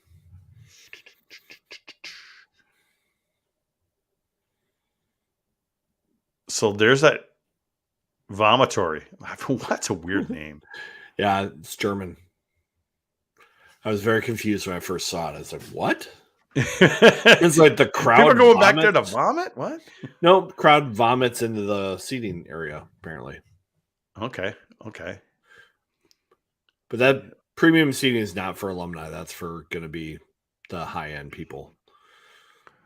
So, gotcha. It'll be like a big couch, from what I can understand, for the first iteration.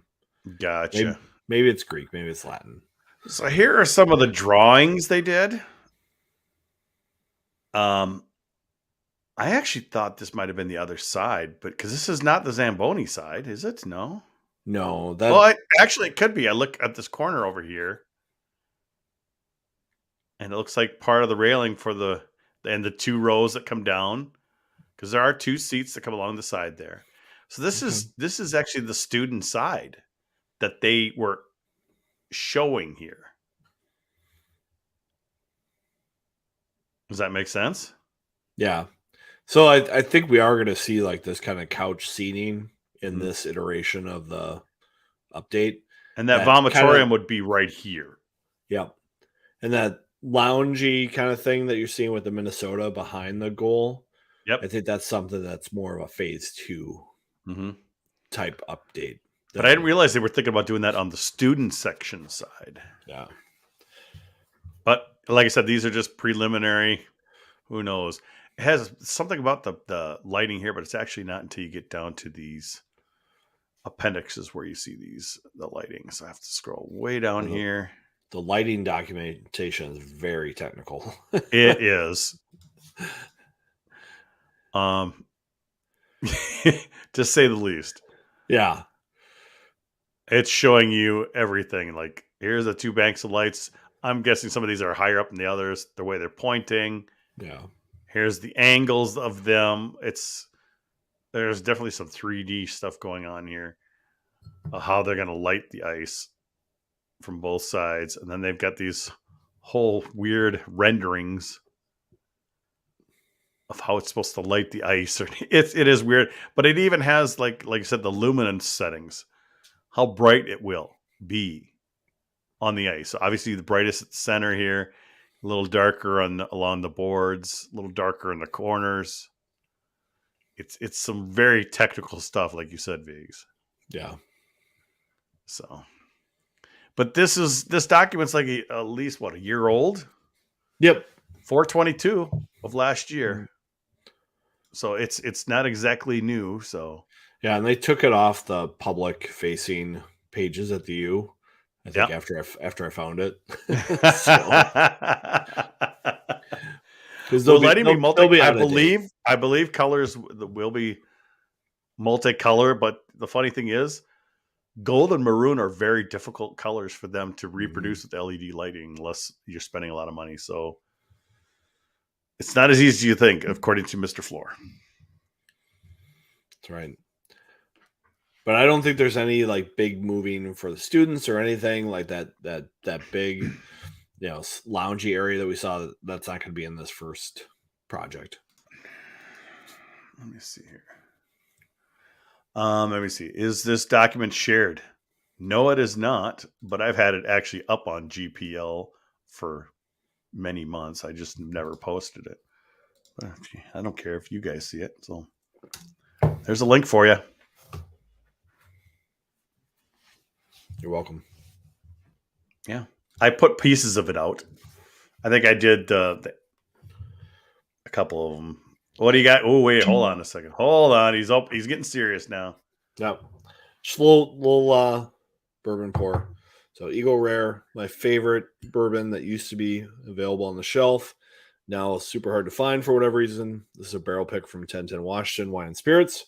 They do a great job with their barrel program. So just a little pour here.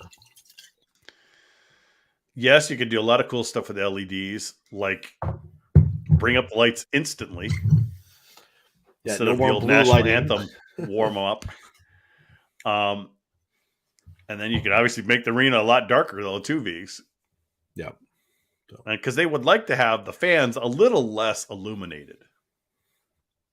I think it's better for TV, too, not to have it so bright everywhere. I don't know.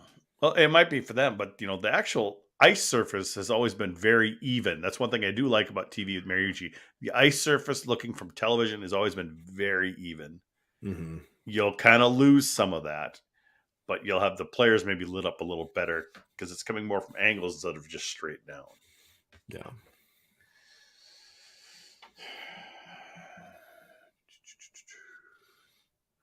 Lighting the ice, not the seats. Yes, true. Mm-hmm. And it's more energy efficient. Oh, the electrical bill for Mariucci will go down. I don't know if they've. That would be a separate. That'd be a separate thing, wouldn't it? Those systems are expensive, though, aren't they, Viggs? Yeah. Even I took I don't even think, did the Wild have the full ice video now?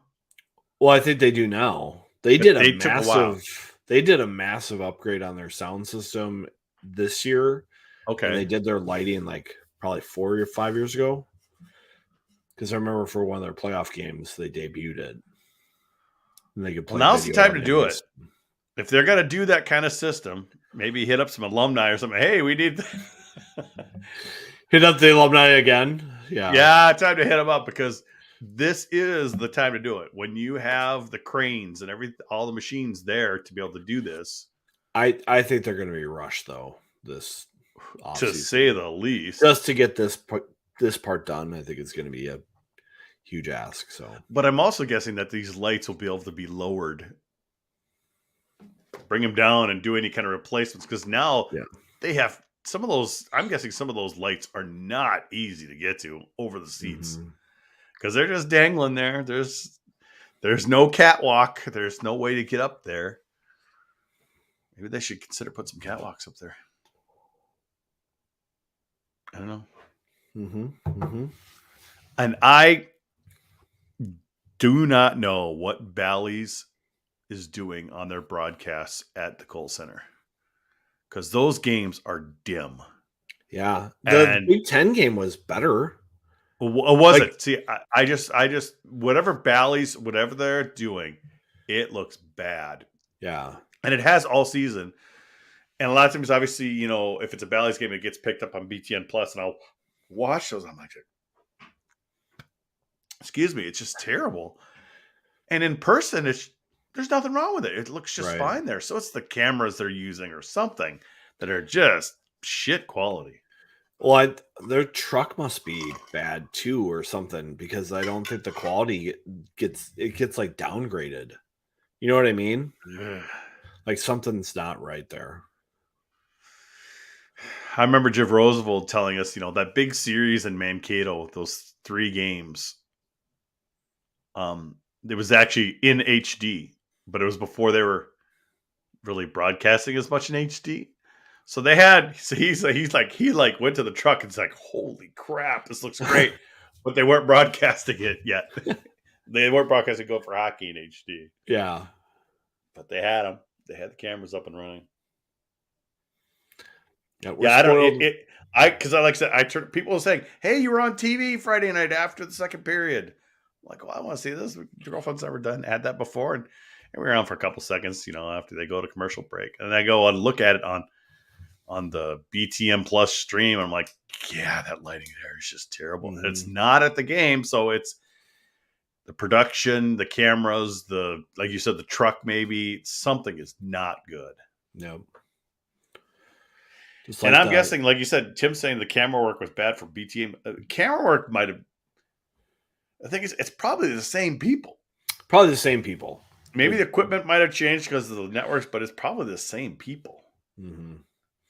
We're spoiled in Minnesota, I think, because we have a lot of people who've done hockey broadcasting. And obviously we lost a great camera guy a couple of years ago when he had that accident. And yeah, he was always there. Yep. Dim lights in the crowd apparently caused problems. I don't know. It was just, the thing is, it's never been bad for Kohl Center games. I don't know why. It's just like, even part of last season and this season, it looks like the games are just, somebody changed the white balance or whatever, brightness or something. It just looks terrible. The white balance and the compression, something's going on there. So they gotta get Pied Piper going, apparently. Silicon TV. Well, if Todd was covering it, he'd be all over it. It was sad not to have him doing his coverage stuff this last weekend. So I tried to do the opening face-off from my point of view, but you know, dedicating it to Todd because, like you say, he didn't remember the last time he missed a border battle game. Mm-hmm. So I'm guessing 15, 20 years. Oh, 20 years probably. Yeah. He's been doing this a long time. Just speaks to how bad a spot the Badgers are in right now. Yeah. All right, it's 11:30, folks. Time to go to bed. Probably should call it. 34 of you. Appreciate it. Love you guys. Making Wednesday night special for a long time. Now go to bed and get your colonoscopy. Yeah, get checked for No effing joke. I am a colon perfect cancer. case. And I'll be having surgery in April just for it. So do it. Yeah, smart. All right, gang. You guys have a good one. Later.